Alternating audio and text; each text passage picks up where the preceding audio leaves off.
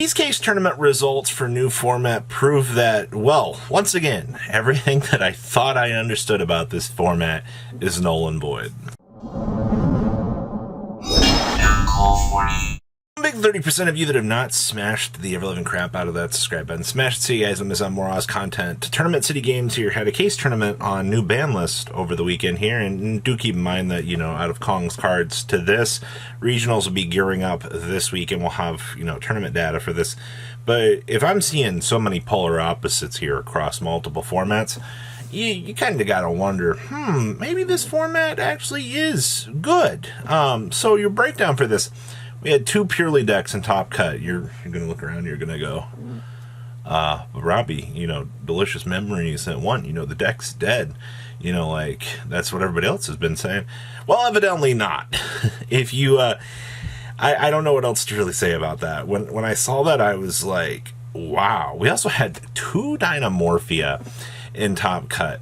I'm the Labyrinth. Labyrinth, all of you back row players out here in the Labyrinth community have been telling me that Labyrinth is the best deck in the format. Why is Dynamorphia doing better than you? I wonder about that. If they're playing the Zark shenanigans to split apart into the boss monsters, it's going to be hilarious. I haven't actually looked at any of the deck list from this event other than, the quick go through here to put together data. We also had one Sprite Melfi. Okay, they were already playing a mini Melfi package in the deck as it was, so I think extending it out a little bit more is not bad. We have a super heavy Sword Soul deck. What am I supposed to do with that? How does that work? I assume it's just setting up Pendulum Scales, Pendulum summoning out your hand if need be for extenders, but okay, I do know the Gold Pride Punk won this event, which you're probably once again like, what? And then we had a Vanquish Soul deck creep on into top 8 as well.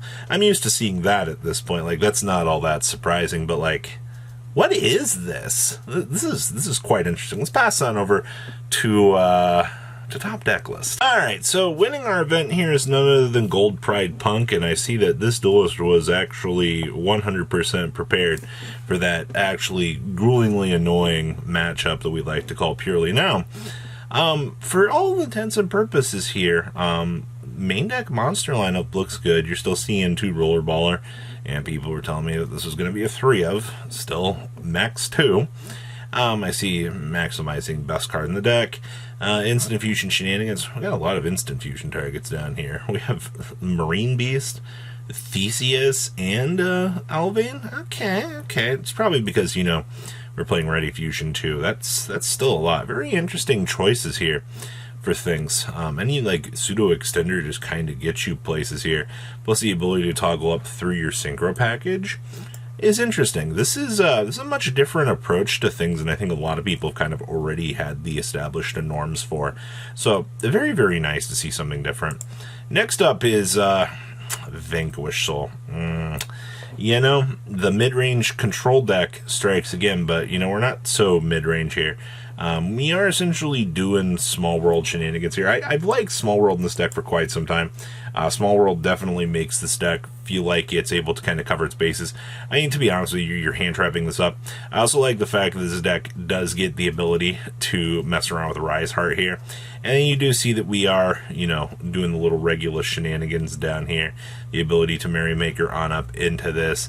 The little tech choices in this deck really make this good. Also, once again, you have to kind of keep in mind your interactions with this through Fenrir are also actually pretty incredibly good. So, interesting little tech choices for this deck.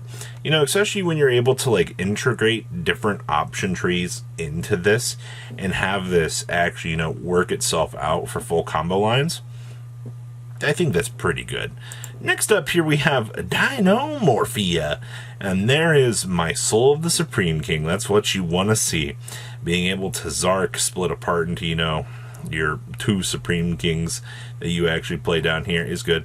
I see that we are also playing Wannabe because so many people, they think that you need to play this card. It's a good card, don't get me wrong, but you still have to kind of play around and negate depending on if how your opponent sets up. So that's something to really consider here, but this is the next extreme of the control variations here. And also, if your opponent doesn't know how to play around Ferret Flame, they're just going to lose their entire field for absolutely no real reason whatsoever. The minute that you start reducing your life points here, this card just becomes absolutely amazing.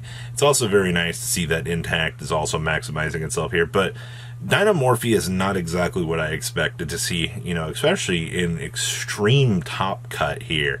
Alright, what else we got back here? Okay, so this is our Purely deck.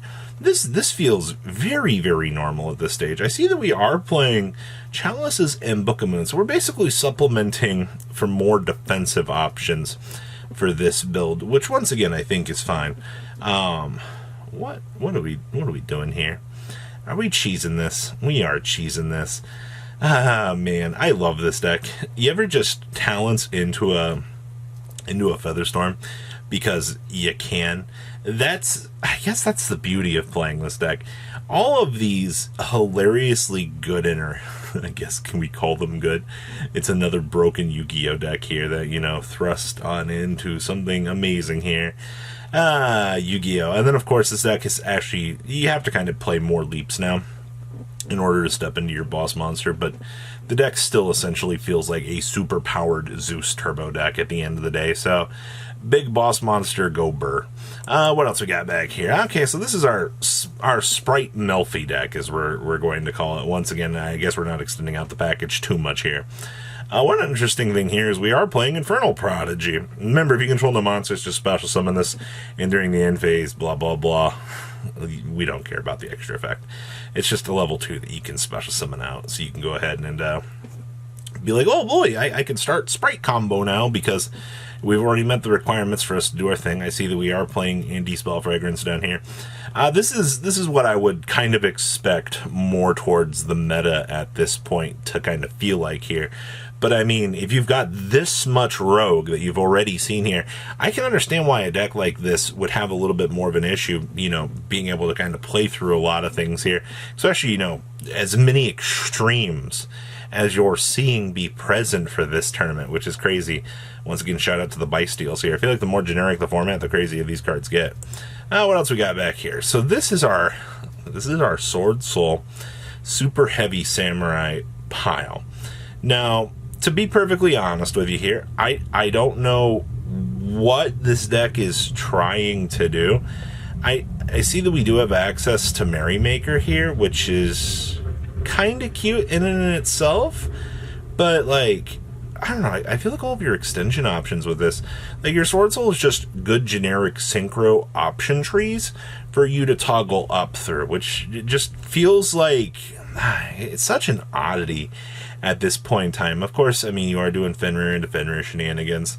It's just we decided we want to take two good engines and have them work together on a level of synergy. Also, we are citing Swaj de Fleur down here, which is absolutely beautiful. But, okay, I will say that this is not what I expected to see today in terms of variants. Next up here, we have our next Purely deck.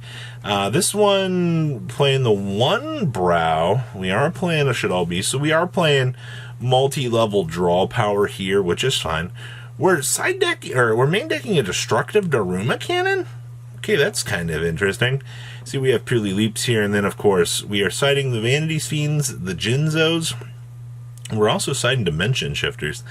Has the format really come that far that, like, Purely feels that scared that they have to main Dimension Shifter?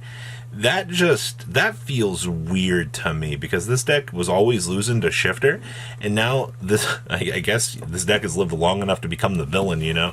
It was the hero for quite some time, but if they feel the need to be playing this, I don't know, that feels so weird to me in terms of deck building prowess. But okay, the more you really see here, in our last list here is another Dynamorphia deck. Now this is what I would consider standard, no wannabe in here, still playing the same 22 traps. We are playing Gozen matches here to kind of control a lot of the situation.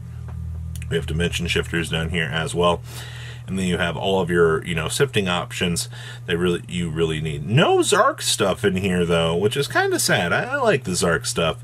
That cheap little boss monster appearance for this deck really does do a lot more than I think people really would give it credit for. So definitely definitely one of the more interesting things to see out here. So what do you think about this top cut? Please leave a comment down below. Tell me what you guys think. I'll see your beautiful faces back here later in the day, guys. Peace out. Patrons, thank you.